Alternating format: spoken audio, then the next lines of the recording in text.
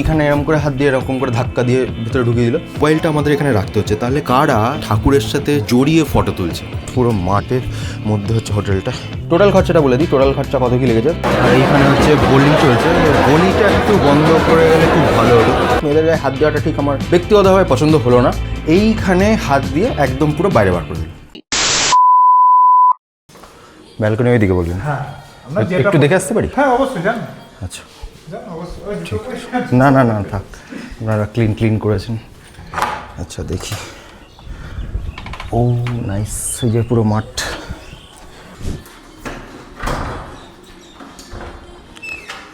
পাচ্ছেন এদিকে এইটা ব্যালকনি, এটা ওয়াশরুম, ওইটা ব্যালকনি। আচ্ছা দেখে নিই একবার।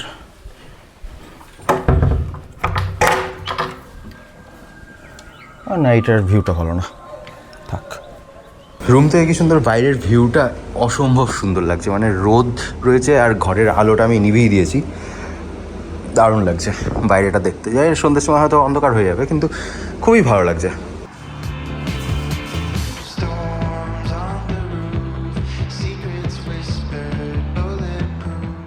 The next day. Hi, good morning everyone, welcome back to my channel. এখানে দেখুন কী করছে ও, আমাকে দেখতে পাচ্ছে না, গুগু বসে রয়েছে।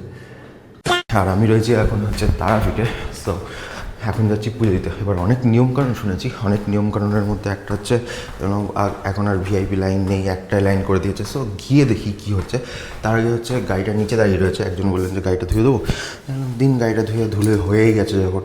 আর আমি যেটা ছিলাম সেটা হচ্ছে হোটেল দর্পণা, আমি নিজেই ভুলে গেছি আমার নাম। আর ওটা হচ্ছে হাস্কি ধুতে দিলাম। এখন জাস্ট চারিপাশে হচ্ছে মাঠ, পুরো মাঠের মধ্যে হচ্ছে হোটেলটা, এই যে পুরো হোটেলটা। আর এই দিক দিয়ে একটা রাস্তা চলে গেছে, এই দিক দিয়ে কালকে কীর্তন চলছিল, এই যে পোলে এই যে মাইক লাগানো, চোং লাগানো, সারা রাত ঘুমাতে দেয়নি। মন্দির প্রাঙ্গণে মাইক যেহেতু অ্যালাউ না, যদিও ফোনও অ্যালাউ না, মাইকটা তাই কারণে বাড়িতে রেখে গেছিলাম। একটু অ্যাডজাস্ট করে নেবেন, কারণ নয়েস আসবে প্রচুর।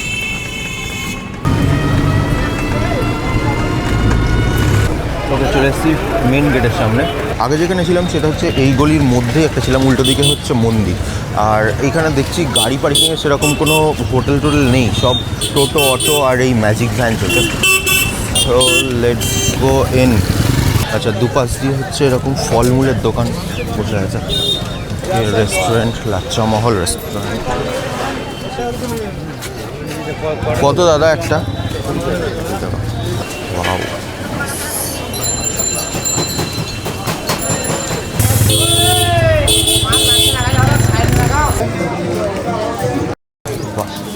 সুন্দর লাগছে। এই শিবজি যে মূর্তিটা, সিঁড়ি একটা কেমন দিচ্ছে না, মনে হচ্ছে যেন কেউ উনি দাঁড়িয়ে রয়েছেন। আর এইটাও ভালো লাগছে। এখানে আশেপাশে সমস্ত দোকান পাশার রয়েছে, যেখান থেকে আপনারা পুজোর জিনিসপত্র কিনতে পারবেন, মানে ডালা টালা যেগুলোকে বলে আর কি। আর এটাও এখানকার লোকজন এমন গায়ে চেপে ধরে, মানে ছাড়তেই চায় না যে পুজো দেবেন, সামনে থেকে দেখিয়ে দেবো এক্সেট্রা। না না না না, ভিআইপিরও মোটামুটি ভালো লাইন আছে। আর এইরকম একটা টিকিট দেবে, মানে ভিআইপি পাসের জন্য 500 পার পার্সন। আমাদের এই পাশেরটা হচ্ছে জেনারেল লাইন। আর এই জেনারেল লাইনটা ঘুরেছে দেখুন কোথা দিয়ে, ওই যে ওইখান দিয়ে ঘুরে পুরো এইখান দিয়ে তো গেছেই, এই পেছন দিয়ে ঘুরে তারপরে ওই দিক দিয়ে ঘুরে এসছে। এইখানে আবার আলাদা আধ ঘন্টা লাইনে দাঁড়ানোর পর এই ভিআইপি লাইনটা একটু ছেড়েছে, মানে অনেকক্ষণ ধরে লাইনে যাচ্ছে। এতক্ষণ ধরে ওই পাশে একদম জেনারেল লাইন আছে, ওই জেনারেল লাইনটা ছাড়ছে। এটা ওদের তো সারা দিনের ব্যাপার, মানে যারা জেনারেল লাইনে রয়েছে। মাঝখান থেকে লোকজন ঢুকে যাচ্ছে আর সব চিল্লামিল্লি করছে। ফাইনালি এতক্ষণ জিগজ্যাগ লাইনে ঘোরাঘুরি করার পর এই হচ্ছে একটা খাঁচার মধ্যে ঢুকছে। এখানে কিছু আনন্দ হচ্ছে ভাই। এনিওয়েজ, বাহ, বলছে জয় ভিআইপি। সামনে লোক পাসিংয়ের সিস্টেমটা খুব সুন্দর, মানে দুপাশে দুটো শাটার তুলে দিলে দুপাশের লোকজন পার হয়ে যাচ্ছে, দিয়ে তারপরে আবার দুপাশে দুই শাটার নামিয়ে দেবে, তারপরে আবার ভিআইপি লাইন এই সোজা যাবে। আর এইখানে হচ্ছে বোলিং চলছে, বোলিংটা একটু বন্ধ করে গেলে খুব ভালো হতো।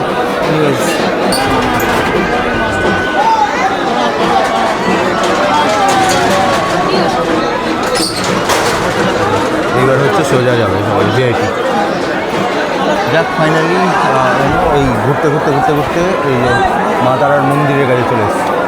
আরেকটা কথা বলে দিই, যাদের কাছে ক্যাশ নেই, যেমন আমার কাছে ক্যাশ ছিল না, তো তখন হচ্ছে এই জায়গাটা এসে এই দিকে অনেক দোকান রয়েছে, তাদের ফোনপে করতে হলো। ফোনপে করে তারপরে এই যে মন্দিরটা দেখছেন, এই মন্দিরটার এখান থেকে টিকিট কাটতে হয়েছে, এই মন্দিরটা থেকে।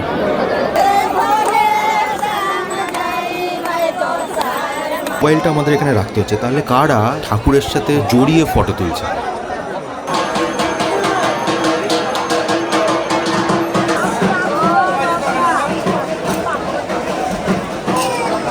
পুজো দেওয়া কমপ্লিট। কয়েকটা জিনিস আমার সত্যি খারাপ লেগেছে, যেটা আমি হোটেলে গিয়ে বলছি। এখানে অনেক ট্যাওয়ার্স রয়েছে, আমি হোটেলে যাই, হোটেলে গিয়ে সমস্ত কিছু বুঝিয়ে বলছি।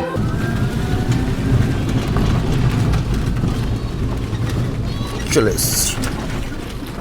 মেন কথা এবার যেটা বলছি সেটা হচ্ছে কয়েকটা জিনিস যেটা খারাপ লেগেছে। দেখুন, সব কিছু সমস্ত কিছু ঠিকঠাক ছিল। ভিআইপিটার কথাটা ফার্স্টে বলে দিই, এর আগেও আমি একবার পুজো দিয়েছিলাম, তখন দুজন ছিলাম, 300 টাকা করে দিয়েছিলাম। যে ব্যারিকেডটা আছে, ব্যারিকেডটা টপকে ওরা ভেতরে ঠাকুরঘরে ওখানে নিয়ে গেছিলো, মানে যে গর্ভগৃহ সেখানে নিয়ে গেছিলো। এখন শুনলাম যে ভিআইপি লাইন উঠিয়ে দিয়েছে, সব নর্মাল লাইন এক্সেট্রা এক্সেট্রা সমস্ত কিছুই শুনলাম, কিন্তু গিয়ে দেখলাম যে ভিআইপি লাইনও আছে। তো ভিআইপি লাইনে যেখান থেকে আপনাদের দেখালাম সেখান থেকে হচ্ছে 500 টাকা দিয়ে আপনাদের টিকিট কাটতে হবে। আর যদি আপনাদের, আমার যেমন 500 টাকা ছিল না, ক্যাশ ছিল না কাছে, পুরুতমশাই বললেন যে চলুন আমি ক্যাশ করিয়ে দিচ্ছি। তো একজনের দোকানে নিয়ে গেলেন, ওই যেখান থেকে টিকিটগুলো দিচ্ছে তার সামনেই কয়েকজন ওই টিকিট নিয়ে বা চা নিয়ে বসে রয়েছে। তারা এরকম ফোনপে করলে তাদের কিছু চার্জ নেয়, 20 টাকা বা 30 টাকা, সেরকম চার্জের বদলে আপনাকে ক্যাশ দিয়ে দেবে। গেল, আপনি টিকিট কেটে লাইনে দাঁড়ালেন। লাইনে কি মানে ওইটা জেনারেল লাইন দেখলেন, যেমন খুব বেশি মানে ঘুরিয়ে পেরিয়ে লাইনটা নিয়ে আসছে। ওদের লাইনও ছাড়ছে কিন্তু খুব সংখ্যায় কম, মানে ভিআইপি লাইন যেমন মানে তাড়াতাড়ি করে ছেড়ে দিচ্ছে সেরকম না। গেলাম, গিয়ে যাওয়ার পর একটা জায়গায় যেখানে মোবাইলটা রাখা হলো, সেখানে ভালো কথা সবার মোবাইলটা জমা নেওয়া হলো, কিন্তু ভেতরে যাওয়ার পর কোনো মোবাইল চেকিং হচ্ছে না, যে কারো কাছে মোবাইল আছে কি নেই এক্সেট্রা এক্সেট্রা। সেটি ভিড়ের মধ্যে চেক করার সম্ভাবনা মানছি। ভেতরে ঢুকলেন, আপনি ভেতরে ঢুকে কোনো রকমভাবে মানে সেই ধাক্কাতে আরে ভাই এতটা লাইন দিয়ে এসছে, হ্যাঁ মানছি, কী বলে লোকজন করে আছে, একটু মানে একটা প্রণাম করতে 2 সেকেন্ড সময় লাগে, সেইটা তো অন্তত করতে দিন। সেটাও ঠিক মতো করতে দিল না। মানে এইখানে এরকম করে হাত দিয়ে এরকম করে ধাক্কা দিয়ে ভেতরে ঢুকিয়ে দিল। তারপরে এরকম করে মাকে দর্শন করে এরকম করে একটুখানি প্রণামটা করতে গেছি, এইখানে হাত দিয়ে একদম পুরো বাইরে বার করে দিল। আমার সামনে একজন লেডিস ছিলেন। খারাপটা কোথায় লাগলো, ভেতরে কোনো লেডিস সিকিউরিটি ছিলেন না, বা যারা হচ্ছে ভেতরে ছিলেন সেখানে কোনো ফিমেল ক্যারেক্টার ছিল না, যাদের মেয়েদের গায়ে বা মেয়েদের হাত ধরে টানা সমস্ত কিছু ছেলেরাই করছে না। এইটা আমার সব থেকে বেশি খারাপ লেগেছে। আমার সাথে যে পান্ডা ছিলেন তাকে আমি বলছিলাম যে এটা কেন হচ্ছে, আপনারা কেন বলেন না? যে বলছে দেখুন এত ভিড়ের মধ্যে কি করে সম্ভব বলুন। আমি বলছি দেখুন, ফিমেল সিকিউরিটি বা ফিমেল ভেতরে যে ক্যারেক্টার সেটা থাকে, কিন্তু আজকে কেন নেই দেখলাম না, সেটা তো বুঝতে পারলাম না। আমি জানি না কেন মানে মেয়েদের হাত ধরে এরকম করে টানলো, দিয়ে এরকম করে প্রণাম করলো না করলে পেছনে মানে সেম মানে ছেলেদের মতো এরকম করে পিঠে হাত দিয়ে এরকম করে দিল। আমি যাই হোক, মেয়েদের গায়ে হাত দেওয়াটা ঠিক আমার ব্যক্তিগতভাবে পছন্দ হলো না। আপনারা বলে দিন, বা ওখানে একটা ফিমেল ক্যারেক্টার রাখুন মেয়েদের ধাক্কা দেওয়ার জন্য। ছেলেদের তো ছেলেদের রয়েছেই।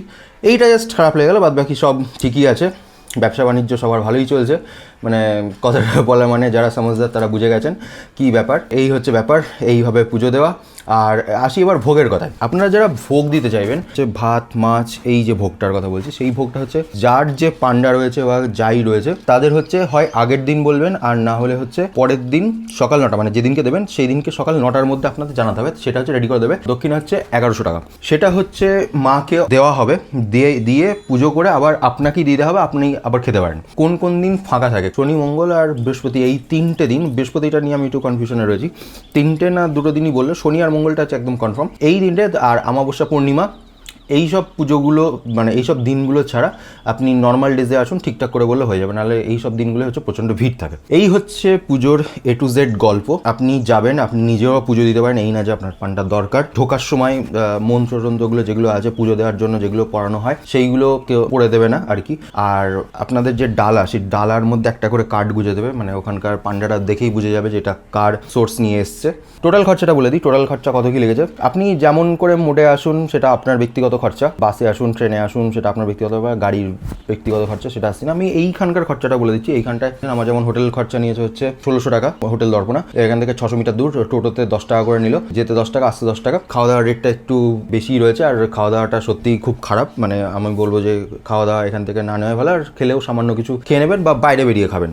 হোটেলের স্টাফ বিহেভিয়ার ভালো, কিন্তু যে খাবারটা কালকে খারাপ ছিল, মানে একদমই ভালো লাগেনি, সেটা যখন আমি বিল পেমেন্ট করতে গেছিলাম তো তখন বলাতে ওই বিলটা মাইনাস করে দিয়েছিল, কিন্তু বেরোনোর সময় আবার বকশিসও চেয়ে নিয়েছিল, ওই সেমই হয়ে গেল ব্যাপারটা। পুজোর খরচাটা এবার বলি। পুজোর খরচাটা হচ্ছে ওখানে আপনি যদি নর্মাল লাইনে দাঁড়ান, নর্মাল লাইনে হচ্ছে কোনো টাকা লাগবে না আপনার, সেটা সারাদিনের গল্প, একদম নর্মাল লাইন দাঁড়াতে গেলে সারাদিনের গল্প নিয়েই যেতে হবে আপনাকে। এই যে 2 ঘন্টা বা 2.5 ঘন্টার মধ্যে আমি যেমন 2 ঘন্টা বা 2 ঘন্টা 15 মিনিটের মধ্যে চলে এসেছি, সেরকম হবে না। ওখানে গেলে হচ্ছে আপনাকে মোটামুটি ধরুন সারাদিন, হ্যাঁ মোটামুটি ধরুন ওরকমই একটা প্ল্যান নিয়ে যেতে হবে, কারণ তার আগে তো মানে ওদের লাইন ছাড়ছিলই না বলতে গেলে, ঠিক আছে।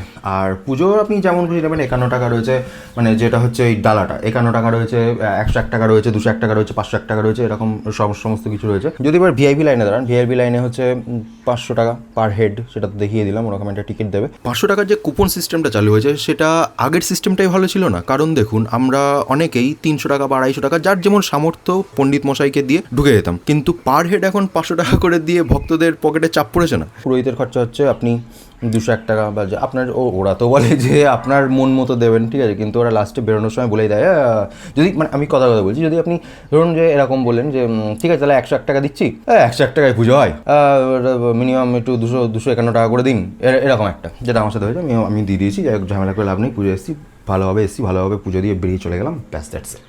চলুন এবার বাড়ি যাওয়া যাক, দেখা যাক যে আসার সময় রেডিয়েটরটা যে লিক হয়েছিল সেটার আবার গিয়ে ঠিক করাতে কত কি খরচাপাতি দাঁড়ায়। দেখা হচ্ছে পরের ব্লগে।